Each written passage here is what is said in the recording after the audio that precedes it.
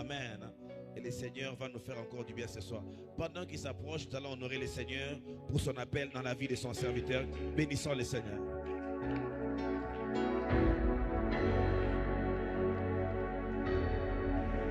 Amen.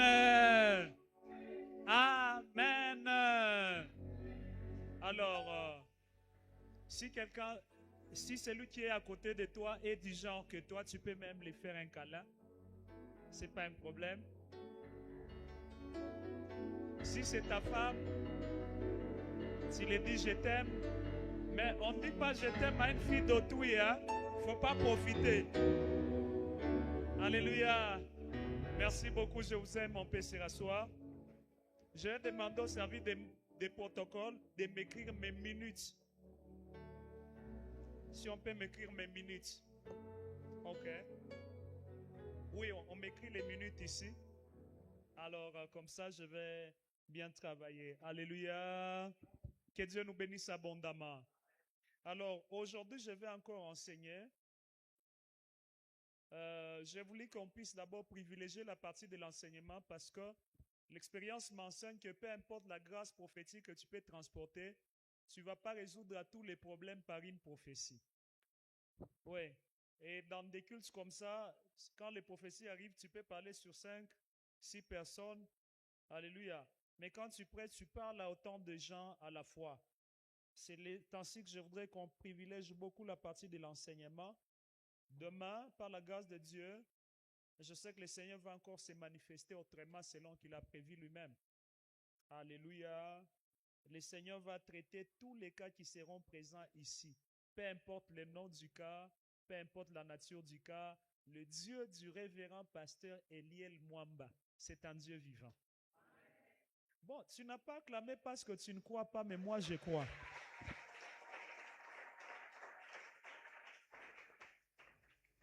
Voilà, merci. Ah, très bien. Amen, amen. Alors, je vais bien subdiviser mon temps pour qu'on puisse aussi prendre un moment de prière. On peut nous relancer encore les textes de base. Colossiens 2, chapitre 7 et Colossiens chapitre 2, le verset 7. Je voudrais que nous puissions relire ensemble pour rafraîchir nos mémoires. Je vais faire un rappel récapitulatif, parler du dernier point aujourd'hui et directement introduire mon sous-point de séjour, mon sous-thème. Voilà. On peut lire ensemble 1, 2, 3, go.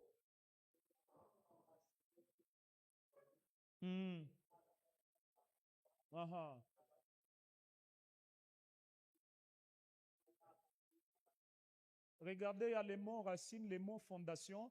Les deux mots, ne les oubliez pas parce que nous allons y revenir. Amen. Hein? Merci beaucoup. Alors, hier, j'ai parlé sur l'hérésie colossienne ou pathologie de l'Église séculière. Je vous ai parlé de la pathologie comme un terme technique du mot maladie et le mot séculier qui veut dire le siècle. Et quand je parle du siècle, je ne parle pas du siècle à venir, mais je suis en train de parler du siècle comme les contextes dans lesquels nous sommes en train de vivre. Et vous devez savoir ceci, il y a des maladies ou des événements dont on qualifie étant des événements cycliques, c'est-à-dire qui vont et qui rentrent. OK? Alors, les pathologies qui avaient affecté l'église des Colosses, ce sont des pathologies cycliques. Ça s'est manifesté dans une génération ecclésiastique ou dans une période de l'église, et cette même maladie est rentrée dans la période de l'église actuelle.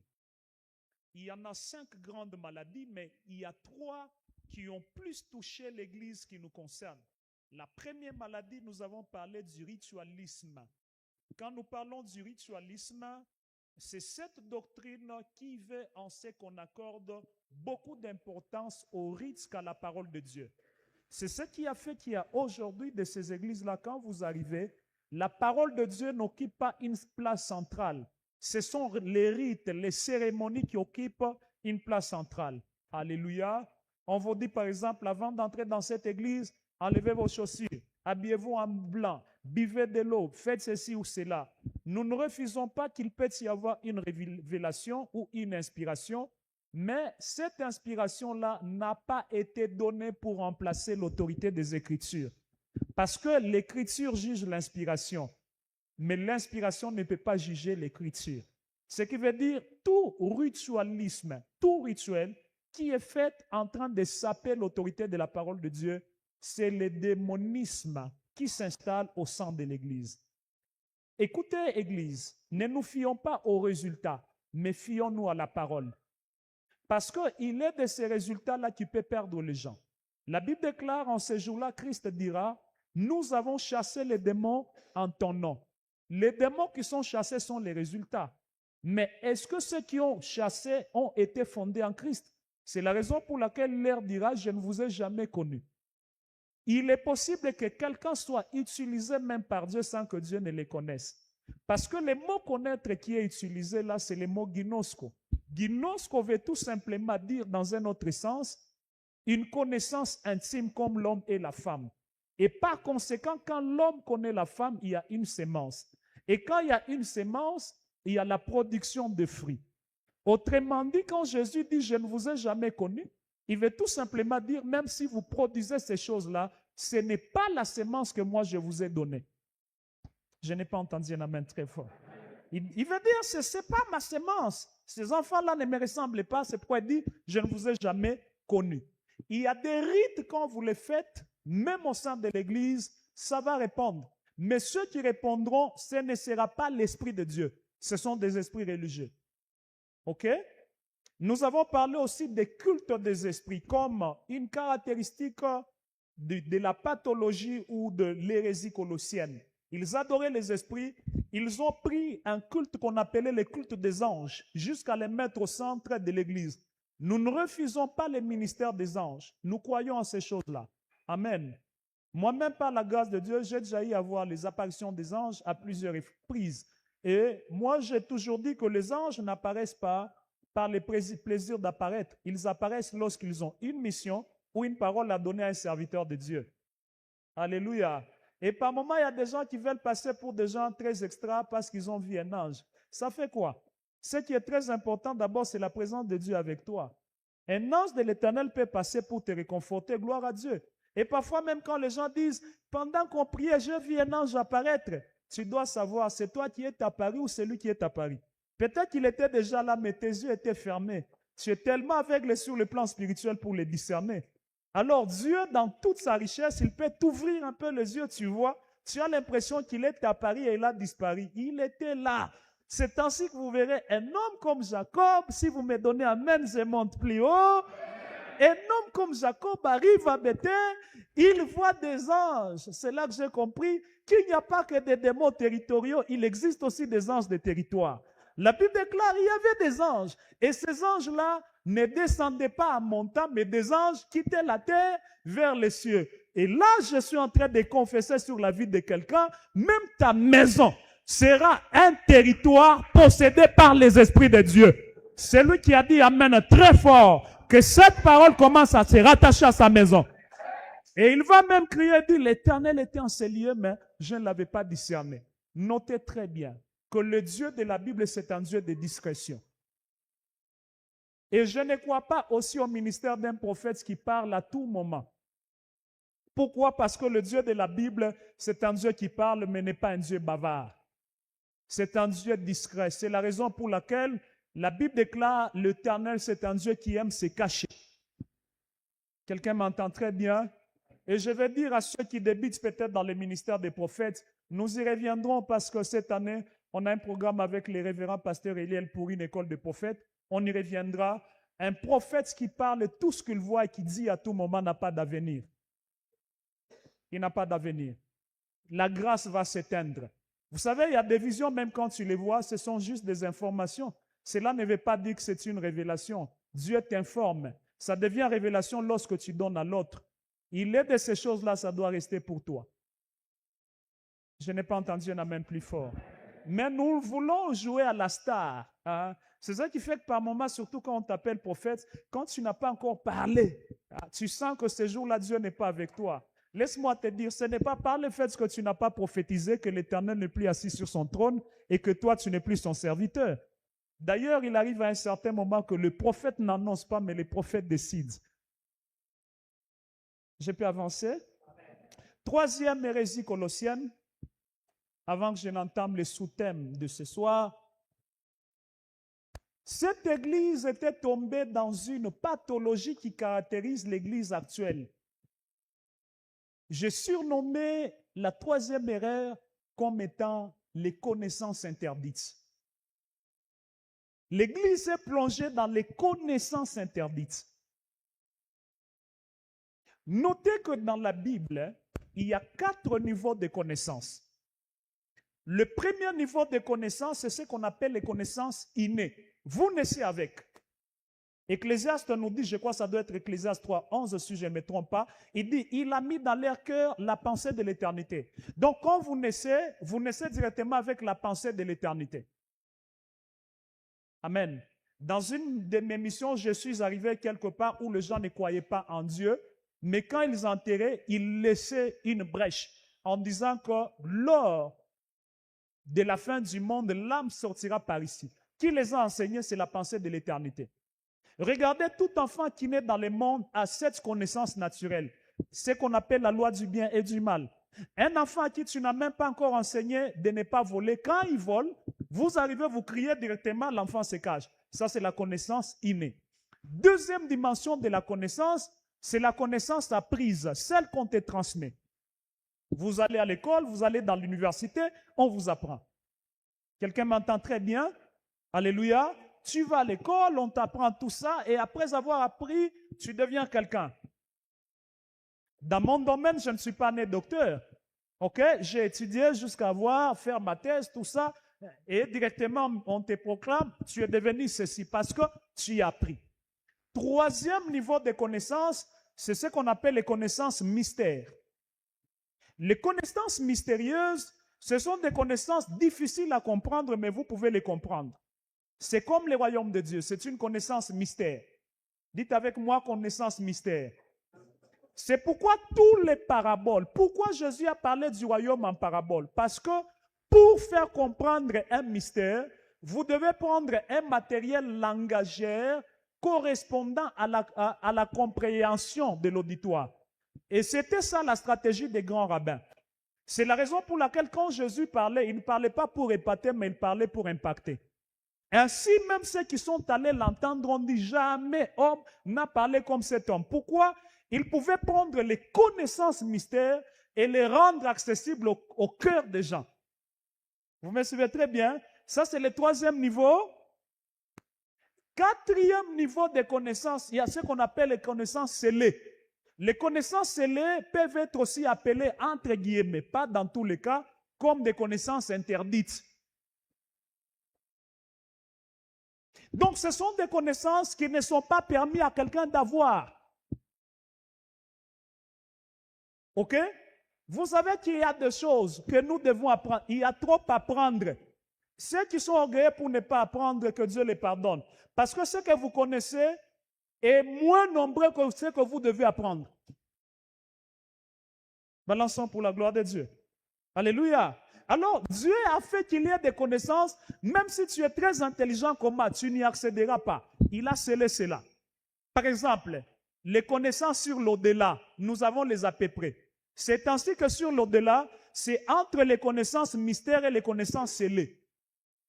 Il y a de ces choses-là que Jean, sur l'île de Patmos, entendait. Dieu lui dit, ne l'écris pas. Scelle. C'est-à-dire, ça doit rester comme ça. Personne ne découvrira ces connaissances-là.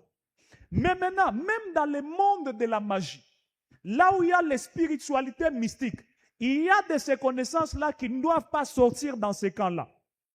Quand ça quitte ces camps et ça entre dans le monde de l'Église ou le monde des humains, cela veut tout simplement dire qu'il y a d'autres démons qu'on vient de libérer, les démons d'un autre rang.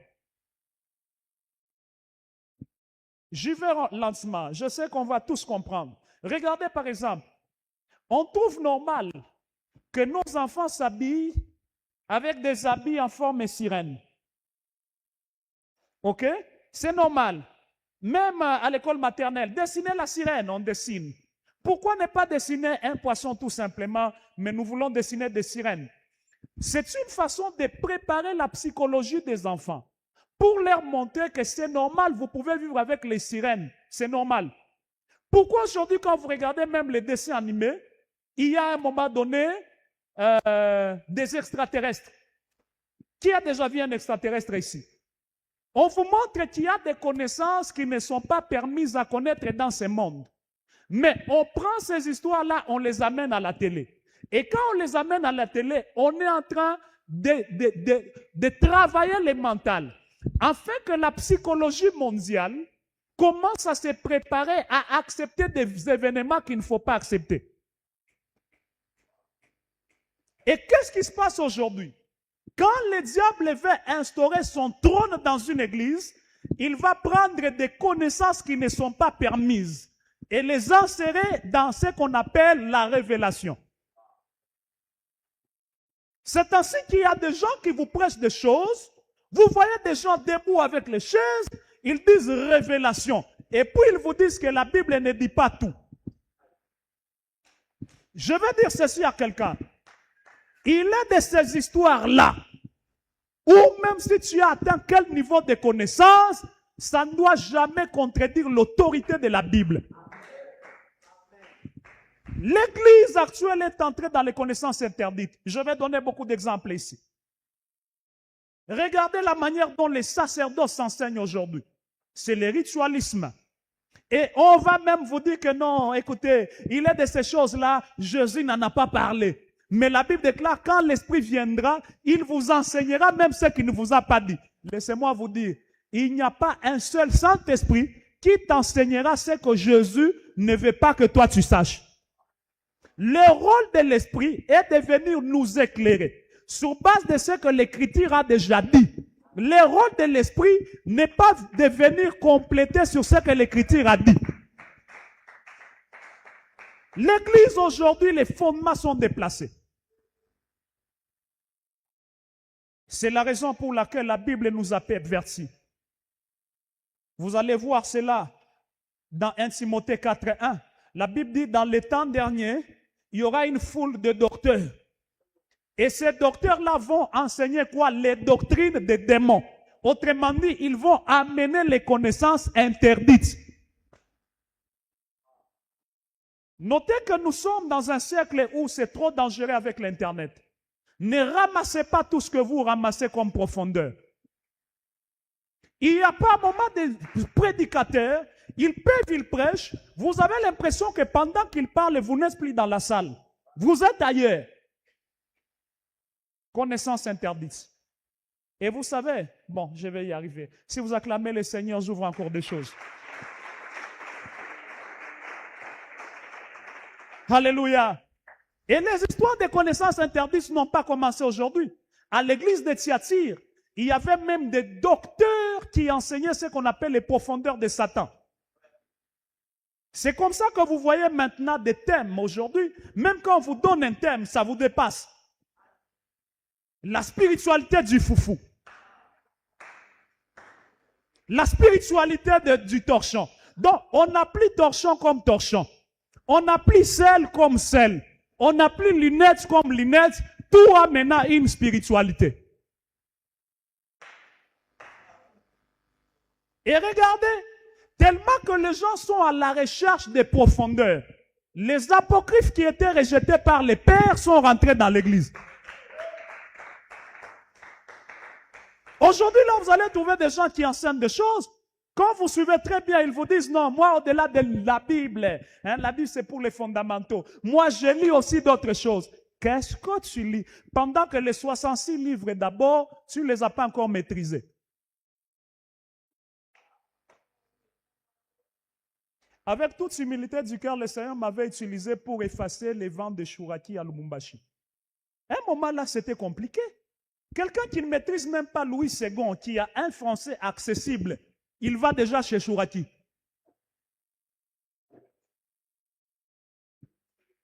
Ouais, on veut les profondeurs. Est-ce que vous savez que l'église d'aujourd'hui est arrosée par la maladie des profondeurs?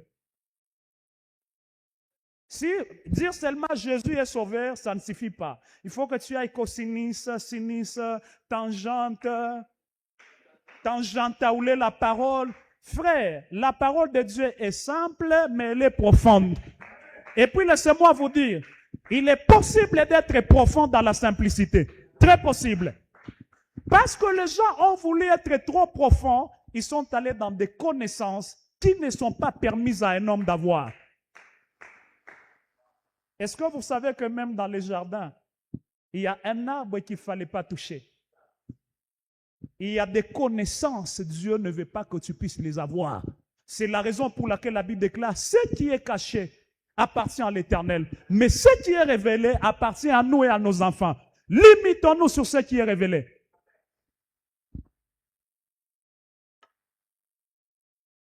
Quelqu'un me donne un amen, très bien. C'est ainsi que nous assistons au retour des prédicateurs ésotériques. Regardez les termes qui s'utilisent aujourd'hui dans des prédications. Aura, chakra, karma, dans une prédication.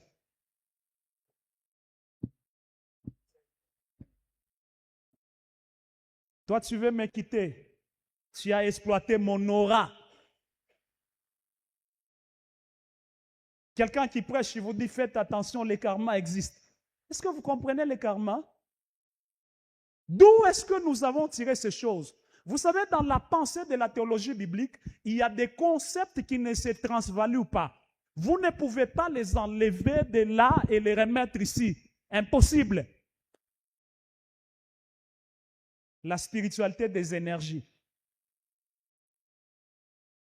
L'énergie christique. Oui. Opérer dans les profondeurs christiques. La haute spiritualité. Un jour, quelqu'un parle de la haute spiritualité, je l'ai regardé, j'ai dit, nous, de la basse spiritualité, nous vous regardons. Qui est de la haute et qui est de la basse? C'était une maladie qui avait frappé à l'église de Colosses. Et nous la regardons encore aujourd'hui. Papa, disons-nous la vérité. Il est de ces profondeurs-là, quand vous les regardez, vous sentez que ce n'est pas la Bible, ce n'est pas le Seigneur qu'on nous enseigne. C'est autre chose, c'est la sorcellerie.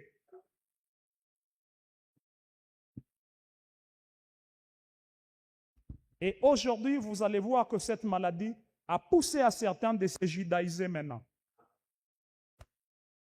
Surtout la jeunesse, c'est compliqué. Hein, vous voyez maintenant les gens vouloir un peu être comme des juifs, même quand ils parlent, ils n'appliquent nos termes. On a toujours chauffard.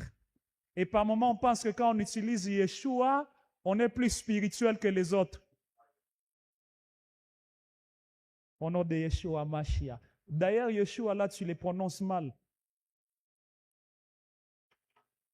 Jésus a fait quoi? Dis à ton voisin, Jésus a fait quoi? Dis encore à ton voisin, ne sois pas yeshouiste. Toi et moi, nous avons grandi à Bondo ici où on l'appelait Yesu Christo, Yesu Christo. Hein? À Bondo ici, on l'appelait Bwana Yesu. Aujourd'hui, tu es Yeshua. Sois posé. Nous voulons par moment démontrer des histoires qu'il ne faut pas démontrer. Et c'est une maladie qui avait déjà frappé l'église de Corinthe, de Colosses plutôt. Et puis notez qu'en ces jours, nous avons des prédicateurs de la philosophie. Deuxièmement, nous avons les discoureurs de la rhétorique. Et puis nous avons les prédicateurs de tout sauf Christ. Actes des apôtres 4 et 17, balancez un peu ça. Actes des apôtres 4 et 17, j'aime ce texte. Faisons tellement attention, ne sont pas comme ces gens-là qui étaient arrosés. Ils peuvent tout prêcher sauf Christ. Écoutez, mais afin que la chose ne se répande davantage parmi les peuples. Suivez bien, il dit, défendons-les avec menace de parler désormais à qui que ce soit en ce nom-là. Donc, il y a de ces gens qui peuvent tout prêcher, mais qui ne peuvent pas parler de Jésus. Prêcher n'est pas un problème. Est-ce que nous parlons encore de Jésus? Maladie qui avait déjà frappé l'église de Colosses. Et puis, elle est rentrée. Aujourd'hui, quelqu'un qui commence déjà Premier séminaire après l'implantation de l'église, l'art de voir en esprit. Clé pour déverrouiller l'écoute spirituelle, surtout que la jeunesse aime ça. Pierre et Jean, ils ont dit, pour que la chose ne se répande pas, défendons-les de prêcher en ces noms-là. Donc, ils peuvent prêcher, mais pas en ces noms-là. C'est comme ça qu'il y a des gens qui peuvent enseigner, mais pas en ces noms-là. Jésus est maintenant évité dans les prédications. On se pose la question, qu'est-ce qu'il a eu à faire? L'objectif, c'est de déraciner au lieu d'enraciner. Mais j'aime cette église. Le Seigneur nous a appelés afin que nous soyons enracinés. Quelqu'un peut acclamer le Seigneur. Ce sont les 3 grandes maladies qui avaient déjà frappé cette église-là. Je voulais clôturer cette partie avant de vous donner mon sous-thème d'aujourd'hui. En disant que j'ai constaté dans l'église la maladie de profondeur et la maladie de bien paraître.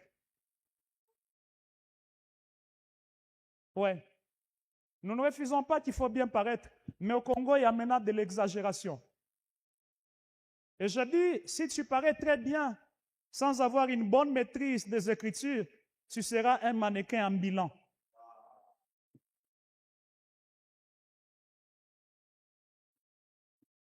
Maîtrise les Écritures. Va, creuse les profondeurs de la Bible. Ne creuse pas les profondeurs ailleurs. Et puis évitez vos histoires là des apocryphes. Les 66 livres d'abord, tu ne les maîtrises même pas. Tu veux déjà connaître qui est Maccabée, qui est Tobit, qui est Esther grecque, qui est Siracide. Mais les 66 livres là, tu ne les maîtrises pas. Tu ne sais même pas que le Nouveau Testament a 27 livres.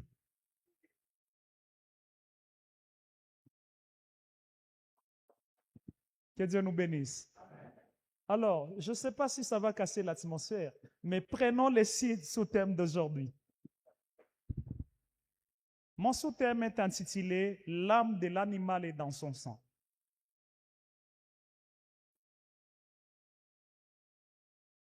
L'âme de l'animal est dans son sang.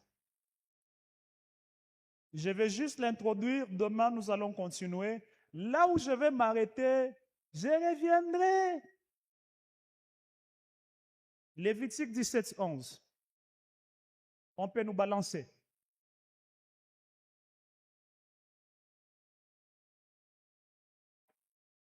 Lévitique 17, 11. On nous balance.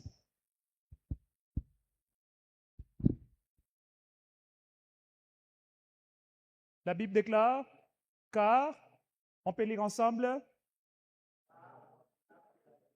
car l'âme, il y a une distinction, il y a la chair et puis il y a l'âme. Et ce qui va donner la valeur à la chair, c'est l'âme. L'âme de la chair est où? Je voulais donner sur quoi? Sur l'autel, afin qu'il servît d'expiation pour vos âmes. Car c'est par l'âme que le sang fait l'expiation. Il n'y a pas de grande différence entre ces textes et Colossiens 2,7. Pourquoi? Parce que les 2 textes sont en train de parler de support. Ici, tout ce qui fait que l'animal vive, ou que même ta partie humaine vive, c'est l'âme. Et c'est là que je comprends que l'âme est ce que la racine pour un arbre. Quand vous enlevez un arbre, vous le dessouchez, vous coupez les racines, l'arbre ne va plus vivre. Et vous verrez directement que dans un corps, tout corps dépourvu du sang, ce n'est plus un corps appelé à vivre. C'est la raison pour laquelle tout parent connaît. Lorsque l'enfant est en train de faire une fièvre, on court directement à l'hôpital. Pourquoi? Parce que la fièvre fait sécher le sang. Et c'est là que je comprends. Lorsque l'Église est en train de vivre ces pathologies, c'est la fièvre. Et pour que l'Église retrouve sa valeur, nous devons rentrer directement vers la transfusion et non pas vers la perfusion. Et cette transfusion-là, nous avons besoin de nous rappeler du valeur du sang, afin que l'animal fonctionne et vive.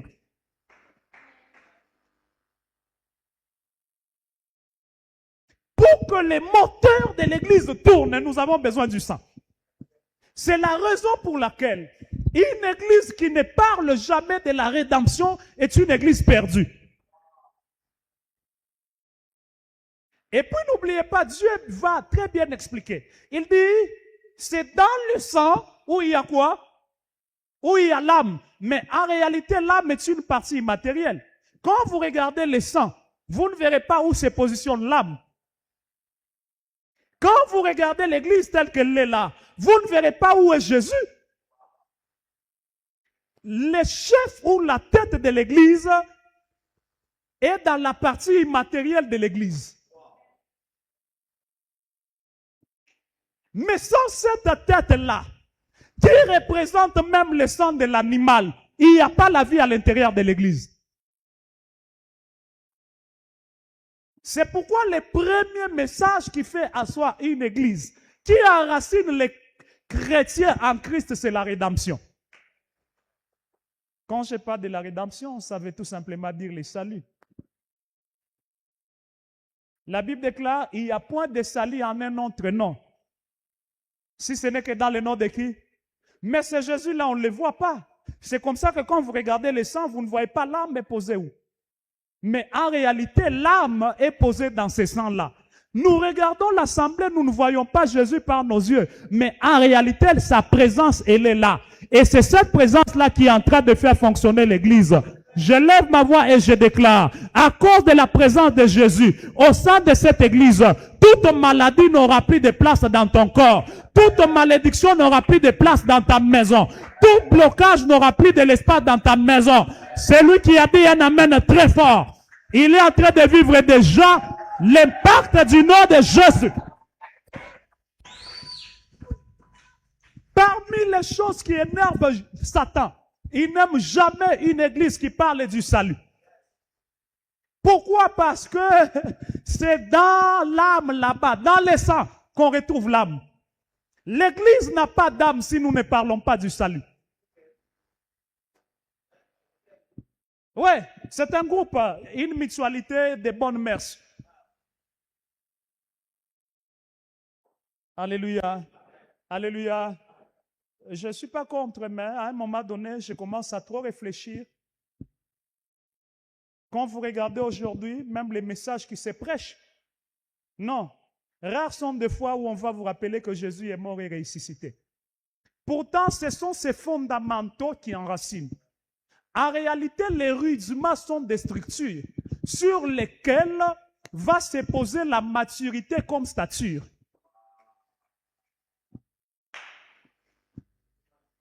En réalité, les rudiments sont des structures sur lesquelles va se poser la maturité comme stature. Vous n'avez pas de stature sans structure. Tout commence par la structure. Qu'est-ce qui a détruit l'église actuelle? Nous avons couru vite vers les choses très profondes, mais nous avons oublié les fondamentaux. On a oublié la seigneurie de Jésus. On a oublié que sans la sanctification, personne ne verra le Seigneur. Nous avons oublié que l'âme est là-bas. L'âme de toute église commence par le sang. Dis à ton voisin, l'âme de toute église commence par le sang. Répète-le encore. Quelqu'un vient me voir, il dit, toi tu aimes trop implanter tout ça. Et est-ce que les gens viendront? J'ai dit oui, oui, ils viendront. Par quel moyen? Parce que j'ai appris que non, pour qu'une église s'asseye, il faut faire des sacrifices. J'ai dit oui, oui. Notre papa a déjà sacrifié notre frère aîné. Car Dieu a tant aimé, il a fait quoi? Quand il a égorgé par le sang, l'église est fondée. C'est pourquoi une église qui n'est pas assise sur le sang de l'agneau n'a pas d'avenir. Il y a des églises qui sont assises sur le sang des humains. Ces églises-là finissent par tomber. Mais les églises qui sont assises sur le sang de Jésus, ce sont des églises debout. Et quand je parle du sang, je parle du message de la rédemption, comme la fondation même de la stabilité. Parce que par moments, ce qui nous fait asseoir, c'est par le fait que nous nous rappelons que nous étions des pécheurs qui ont été sauvés par la grâce. Quand nous avons cette notion-là, oh là là,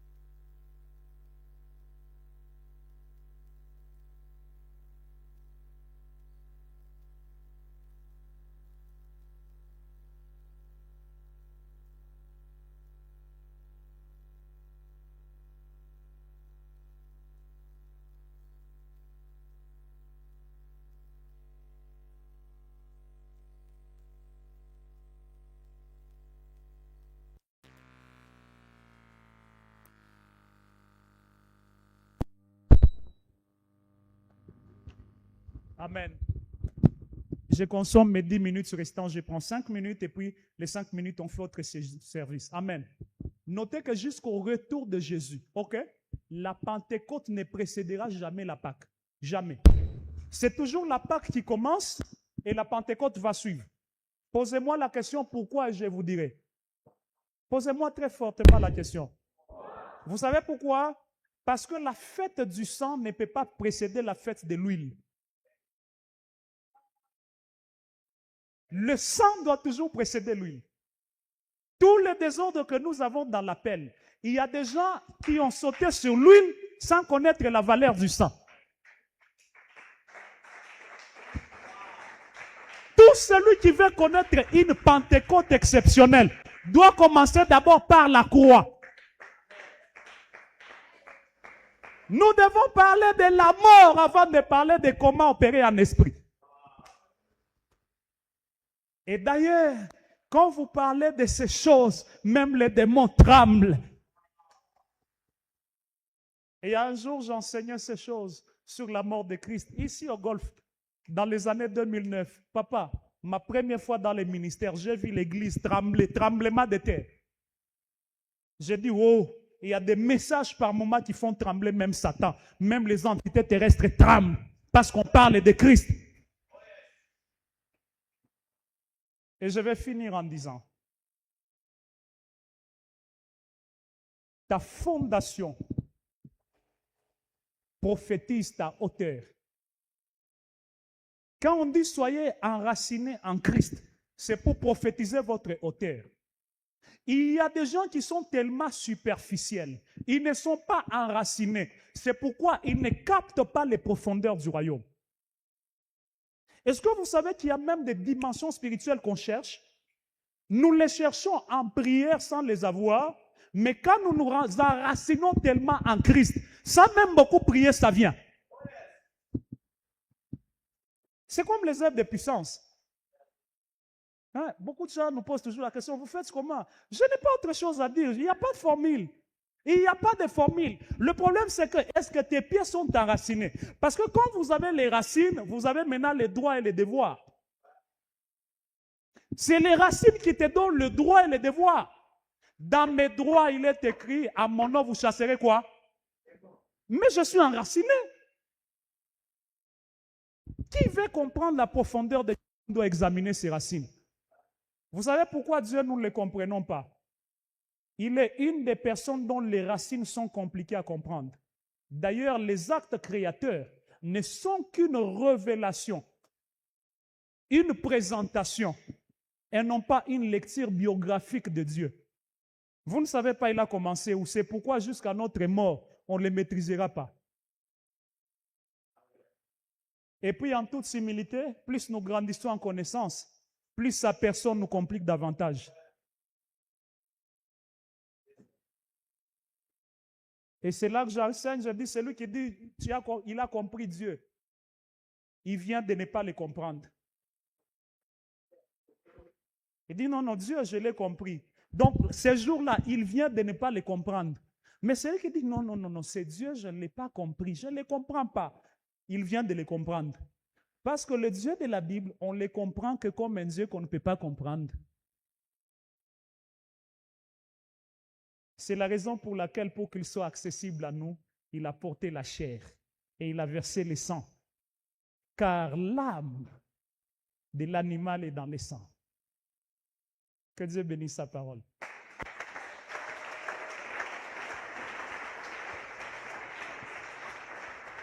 Est-ce qu'on peut acclamer très fortement le Seigneur? Acclame très fortement le Seigneur. Acclame très fortement le Seigneur. Pendant que tu acclames que le Seigneur ouvre les ciels. Pendant que tu acclames que l'Éternel t'amène plus loin. Pendant que tu acclames que les chaînes tombent. Pendant que tu acclames que tu pousses plus haut. Pendant que tu acclames, tu sois porté vers les hauteurs.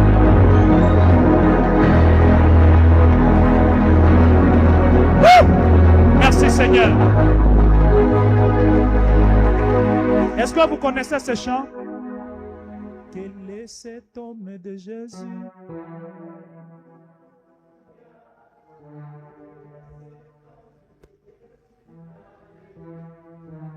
Écoutez, pendant 2 minutes, prenez tous les chants qui élèvent Jésus, qui élèvent l'œuvre de la croix.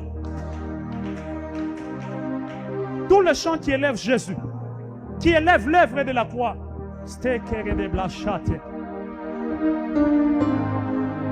Est-ce qu'on peut élever Jésus et l'œuvre de la croix? Pas sortir des bas et des formes et d'église.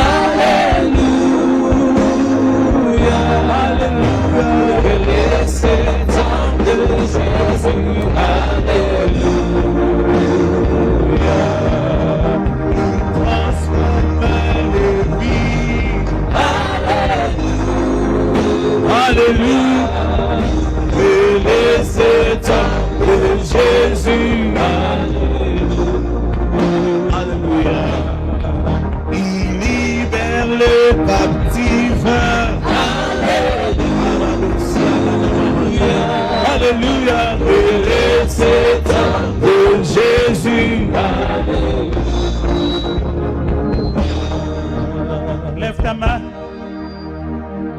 Commence à l'adorer. Adore-le seulement. Élève l'œuvre de la croix. Élève l'œuvre de la croix. Élève l'œuvre de la croix. Alléluia. Élève l'œuvre de la croix. Tu es élevé. Masoke tabaya ukeya. Au-dessus de tout. Sopena ita ukeleba.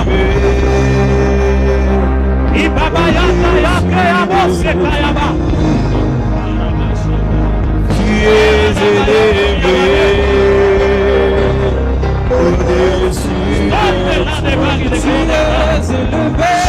Tu es élevé.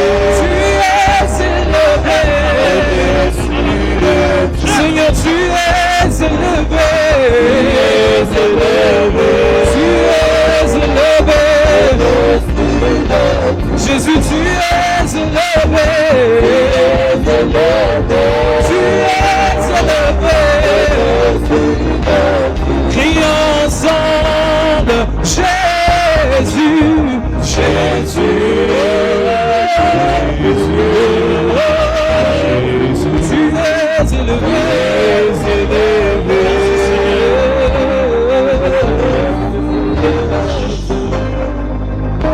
Écoute-moi. Change ta prière. Dis Seigneur, je veux voir la valeur, les prix de ton sang dans tel dossier. Ne sois pas pressé. Je veux que tu parles seulement à Dieu. Père, j'ai tel dossier, j'ai tel dossier. Je veux voir les prix de ton sang dans ce dossier. Claque tes mains en prière, prie. Élève ta voix.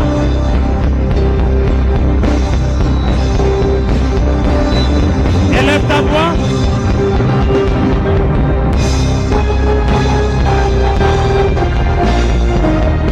Élève ta voix.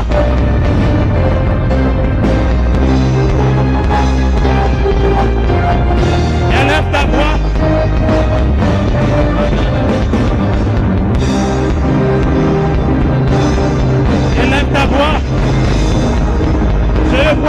du sang. Les prix du sang. Les prix du sang. Les prix du sang. Ide baya komia baya kata. Ina baya kota ya baika yebo. Ya baba moshika ya baseka. Aina lemone ya mosaika. Aina baya mosha ya baba. Merci Seigneur. Merci Seigneur. Merci Seigneur. Le prix de ton sang par rapport à mon ministère, par rapport à mon mariage, il est écrit, ils l'ont vaincu à cause du sang de l'agneau. Que le sang m'arrose avec victoire, avec grâce, avec élévation, au nom de Jésus. Merci Seigneur. Merci Seigneur.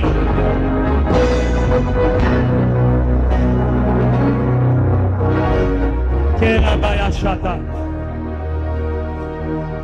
Idebaya Steadea. Dis avec moi Jésus, je t'aime. Dis encore avec moi Jésus, je t'aime. Viens avec une offrande qui témoigne l'amour. Viens vite, viens vite. Viens mettre ça ici. Une offrande qui témoigne ton amour. Viens vite, ne coupe pas l'atmosphère.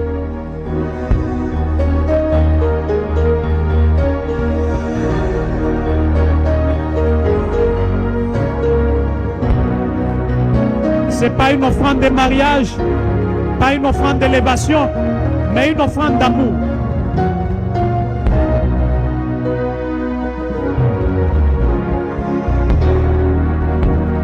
Fais vite. Je voulais libérer même 2 pensées prophétiques. Dans les temps qui me restent, viens en courant.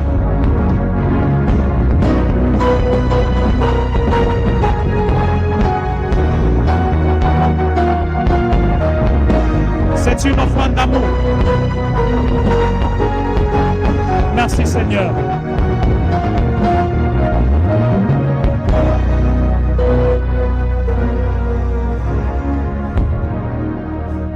Permettez, je libère 2 pensées divines dans les 2 minutes qui me restent. Prophète, c'est vous avec qui on était au bureau hier? Venez. Merci. Maman, vous pouvez venir aussi? Oui. Papa, vous pouvez venir? Venez.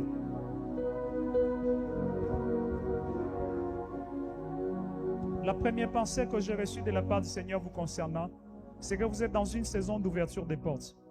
Et quand je parle d'une saison d'ouverture des portes, vous allez commencer à voir chaque fois que vous êtes en train de rendre un ministère, le Seigneur toucher les cœurs des humains, vous bénir. Ça, c'est une chose que je suis en train de voir. Et puis pendant que je parle, je vois comme quelqu'un qui marchait lentement, mais d'emblée, il y a eu l'échelle. Vous étiez en train de monter avec une forte vitesse. Dieu est en train de me dire, il y a une vitesse qu'il va vous accorder. C'est une vitesse où vous allez commencer à avoir une forme de prééminence. Oui, une forme de prééminence. Vous pouvez être les gens d'une même génération, mais le Seigneur vous donne un peu de l'avance. Et puis, je ne vois pas, seulement la grâce de voir, de prophétiser. Je suis en train de voir le Seigneur le faire asseoir aussi profondément dans la dimension des Écritures. Ça, c'est une chose que le Seigneur, Dieu d'Israël, est en train de m'enseigner en ce qui vous concerne. Et puis, Dieu est en train de me dire, soyez tellement rattachés au ministère parce que le ministère, c'est ça même un des domaines de votre bénédiction. Ça, c'est une chose que Dieu me dit. Et puis, pendant que vous levez la main là derrière, venez un peu. C'est comme si je vois 2 étoiles qui se sont liées entre vous deux. Dieu est en train de m'enseigner ceci. Il va arriver dans la suite des temps que vous allez faire beaucoup des activités ensemble. Non seulement dans le cadre ecclésiastique, même en dehors du cadre ecclésiastique. Je vois vraiment le Seigneur vous lier comme des amis de destinée. Ça, c'est une chose que Dieu est en train de m'enseigner. Si vous avez 5 personnes sur qui vous pouvez compter, vous pouvez aussi compter sur lui. Exactement, en ce qui vous concerne aussi. C'est comme ça que le Seigneur est en train de vous lier ensemble. C'est ainsi par l'Éternel. Et vous verrez, vous verrez dans ces liens ici, il y aura même les liens de grâce qui se ressemblent. Oui, ça c'est une chose que le Seigneur Dieu de gloire est en train de m'enseigner. Sauf que vous êtes encore dans une longue moule avec Dieu. Il y a encore un grand travail que le Seigneur est en train de faire.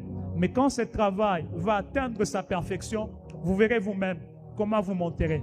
C'est ainsi par l'Éternel, le Dieu des armées. Merci. Et puis vous savez quoi, ce qui m'étonne, quand je vous vois, je ne vous vois même pas avec cette masse. Même la masse, à un moment, vous serez un peu comme lui. Ne vous en faites pas. Vous pouvez rentrer. Merci. Pendant qu'on était en train d'adorer le Seigneur, Dieu me disait, glorifiez-les. Tellement, glorifiez-les. Pourquoi? Parce que je vois un mauvais complot de l'ennemi tomber. Quand je vois ce complot-là, les ténèbres voulaient qu'une partie de votre corps puisse perdre sa sensibilité. Et cette perte de sensibilité allait commencer d'abord avec des douleurs de tête. On dirait que quelque chose est en train de frapper dans la tête. Mais pendant qu'on adorait le Seigneur, je vis comme un hameçon noir qu'on faisait sortir de votre tête. Et j'ai entendu l'Éternel Dieu me dire, je viens d'accorder une grande victoire sur la vie de cet homme. Ça, c'est ainsi parle l'Éternel, le Dieu des armées.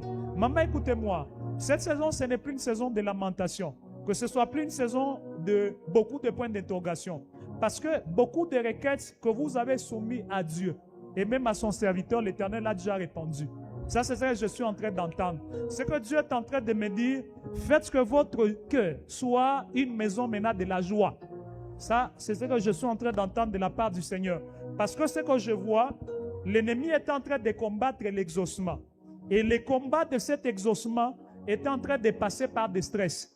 Dieu est en train de me dire la solution par rapport à beaucoup de problèmes que vous avez pour le moment. Libérez le cœur, n'ayez plus un cœur stressé. Pourquoi vous devez le libérer? Non seulement pour les ossements par rapport à beaucoup de requêtes, mais aussi c'est pour votre ouverture sur le plan spirituel.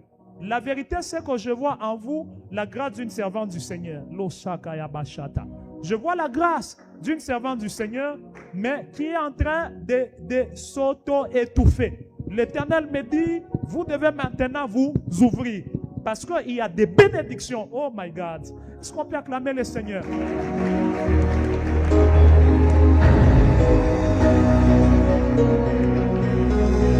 Tout ça, c'est ça les conséquences quand vous voulez parler de Jésus à tout moment.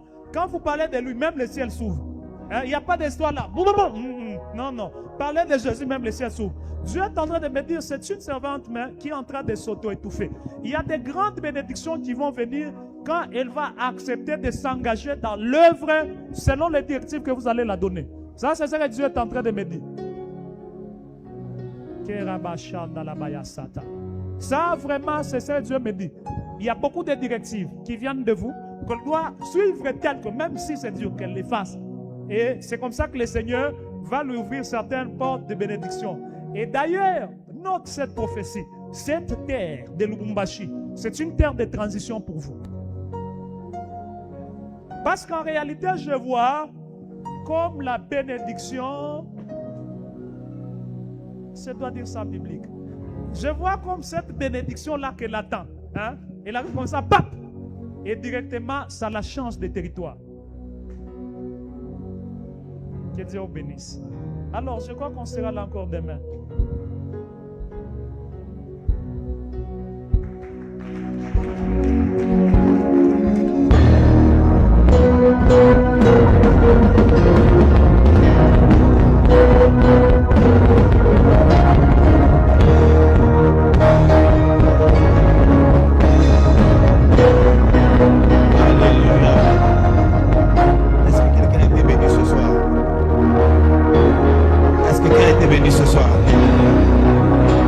Est-ce qu'on peut ajouter encore à Jésus des choses?